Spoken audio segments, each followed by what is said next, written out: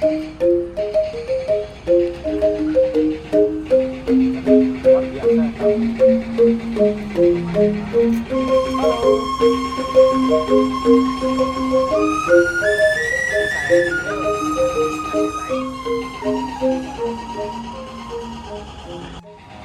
Lagi hangat nih, Pak Omar.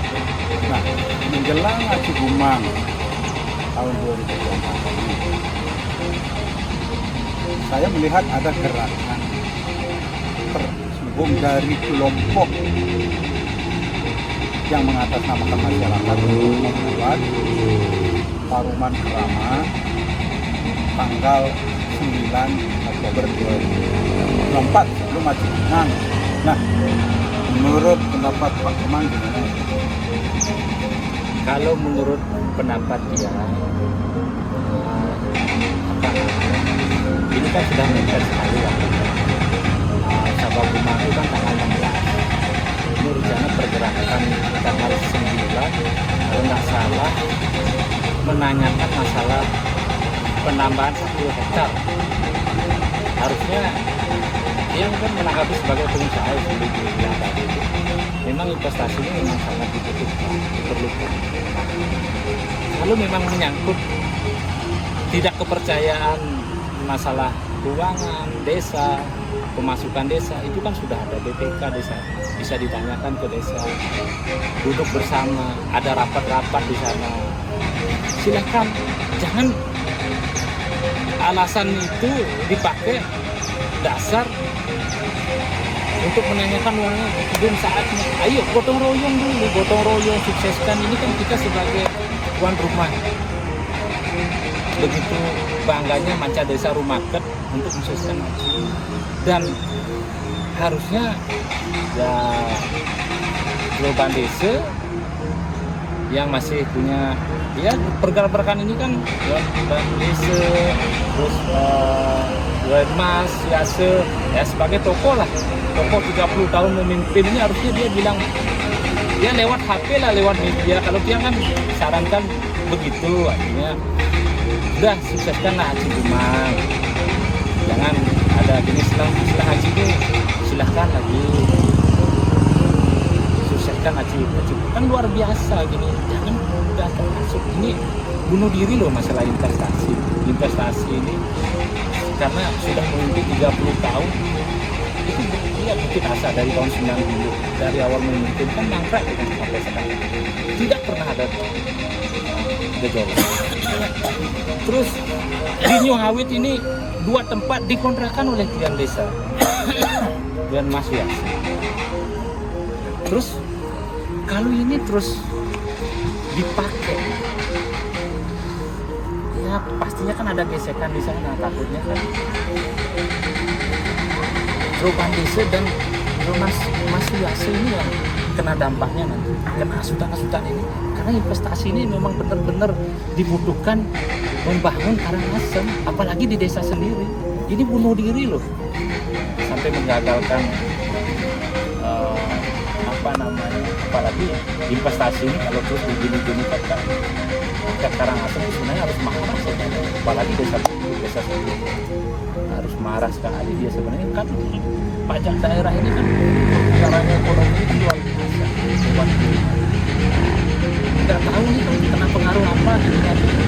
Sabar, selesaikan dulu pemerintahan yang 5 tahun ini. Setelah itu siapa yang punya kekuatan, punya lebih lah pengalaman untuk mempercepat pembangunan ini lagi, ya calonkan di sana.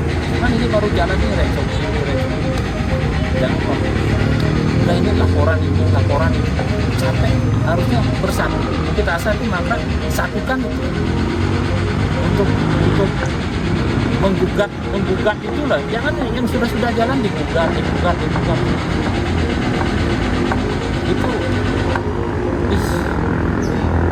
Karena saya marah sebagai pengusaha, sebagai teman-teman, apalagi sekampung ini loh, kok bisa seperti itu pemikirannya. Kalau bisa selesaikanlah Aci ini dulu, sukseskan.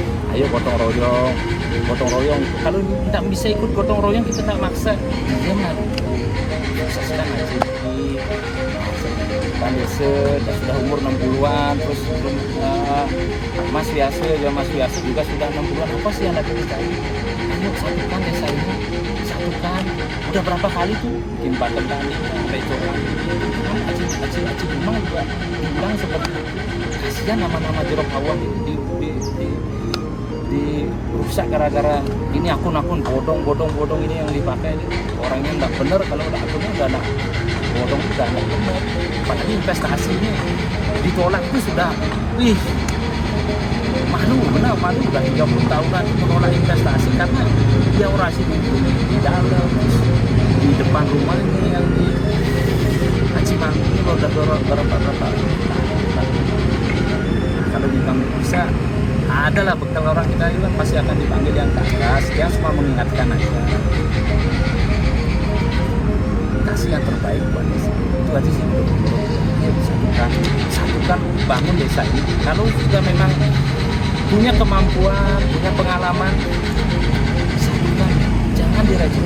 Semua orang punya kelebihan dan kekurangan, sadari itu. Ayo bangun desa biar maju. Itu sih kata-kata dia. Terima kasih. Unsur mungkin ada kita pakai. Sebagai pengusaha, apa pendapatnya tentang perlunya investor masuk ke Karangasem? Ya, tadi pemain itu sudah menjelaskan yang lebar mengenai manfaatnya. Saya mungkin hanya tambah sedikit. Pertama, dengan investasi di Nuawit itu akan meningkatkan perekonomian Karangasem. Kenapa demikian? Tadi sampaikan sudah yang pertama tenaga kerja pasti akan direkrut dari Karangasem dan juga khususnya di Ubud sudah ada kerjanya 70% akan diambil dari masyarakat Ubud. Jadi ini kedua itu tentunya tidak hanya tenaga kerja, dari segi yang lain kota ini akan membutuhkan pasukan bahan baku untuk operasional, terutama mungkin dari sektor pertanian.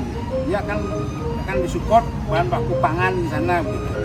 Ya, hasil pertanian berupa beras, mungkin sayuran, ada cabai juga seperti itu. Jadi sampai juga untuk secara lebih umum untuk Pemda pemerintah daerah dia akan menaikkan PAD karena pasti akan ada pajak pemasukan daerah yang masuk ke sana. Nanti akan dipakai untuk pembangunan Karangasem. Tentunya mudah-mudahan lah ke depan ini berlanjut ini sehingga PAD yang selama ini sudah ada peningkatan dari kemudian sekarang meningkat lagi. Tidak hanya kita punya fasilitas dari bagaimana tempat wisata bisa kita tingkatkan PAD-nya melalui pajak-pajak laporan yang ada di fasilitas. Oke. Sekarang kembali ke Pak Kemangan. Karangasem itu kan bukan hanya desa Buk, banyak objek-objek atau tempat-tempat yang sangat potensial di Karangasem. Di daerah lain misalnya daerah Salak, Kutas, Serayu, masuk Ubud, Serayu juga. Mengingat banyaknya lokasi-lokasi yang bagus di Karangasem, menurut Pak Keman perlu nggak ke depan Karangasem mendatangkan investor yang lebih banyak? Gini, apa namanya, itu dan investor ini kan sudah bisa diyakinkan di zaman COVID, apalagi setelah COVID, zaman yang sekarang ini kan perekonomian sudah berputar, gampang sekali nyari investor di desa yang sekarang. Ini kan akibat demo-demo yang menolak investasi ini kan harus persetujuan Kramo, harus persetujuan ini itu. Ya coba kan di Wagebada kan sudah bilang ada yang di rantauan di luar negeri tinggal, ada yang sakit, ada yang demo, namanya demo dan tidak suka dengan pembangunan dan investasi ini, minta persetujuannya lekat bintang keluar sih mungkin karena ada pembangunan ini lambat ininya. Ini kan kalau bisa cepat kenapa bikin lambat? Investasi ini harusnya pemerintah daerah hadir di sini karena lewat apalagi pembakaran itu kan itu yang takut orang berinvestasi ke desa ini. Makanya nih yang sayangkan sekali nih Troyan Mas Wiyase ini loh, sebagai tokoh di Desa Bubuk 30 tahun loh. Kenapa kok bisa mendukung orang-orang ini? Dia dikena hasut apa gimana itu jadinya? Kan yang dipermasalahkan bukti-bukti dia di masa lalu kan jadi kelihatan, jadi yang sekarang. Karena terus pelaporan ini, orang mau berinvestasi. Aku tuh lihat pembangunan sekarang tuh terakhir nih Pura Melanting tuh 8 miliar. Itu akan menjadi ikon Gapura ini, akan menjadi ikon buku. Gimana dirinya? Luar biasanya dia. Bukan yang ini, itu bukan tanahnya dia yang dibangun, itu tanah desa yang punya untuk anak cucu ke depan.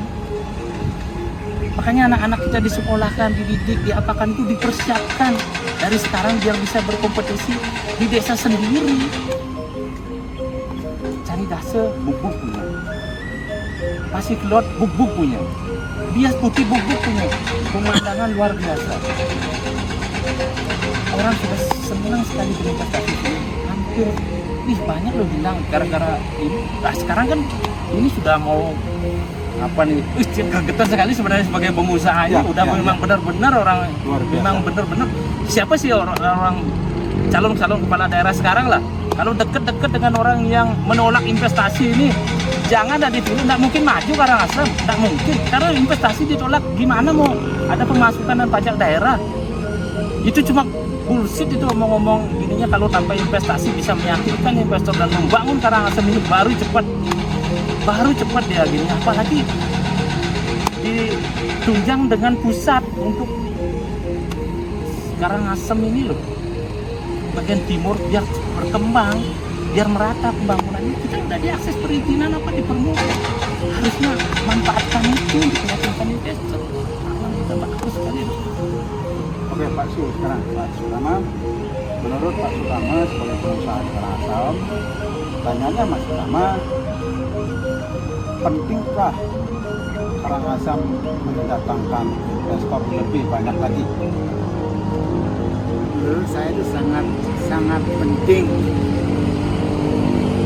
Satu, karena dia akan menciptakan peluang-peluang baru bagi peningkatan perekonomian masyarakat. Ini di Karangasem itu mungkin selalu diibaratkan kabupaten termiskin di Bali begitu. Padahal dia memiliki potensi yang luar biasa.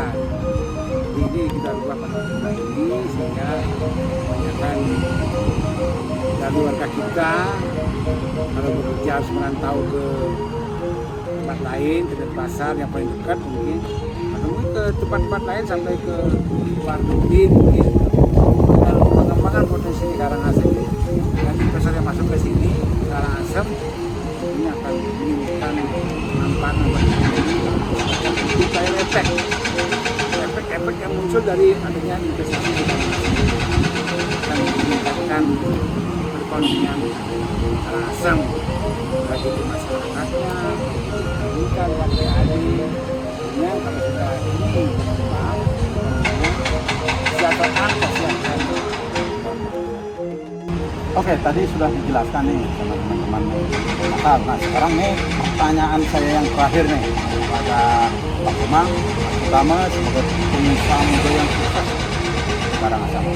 Anda adalah kebanggaan bagi saya, mungkin bagi masyarakat hukum dan Karangasem yang sukses. Pak Kumang, bagaimana Pak Kumang menyikapi kontrak New Ngawit yang dibangun sebagai Hotel Neano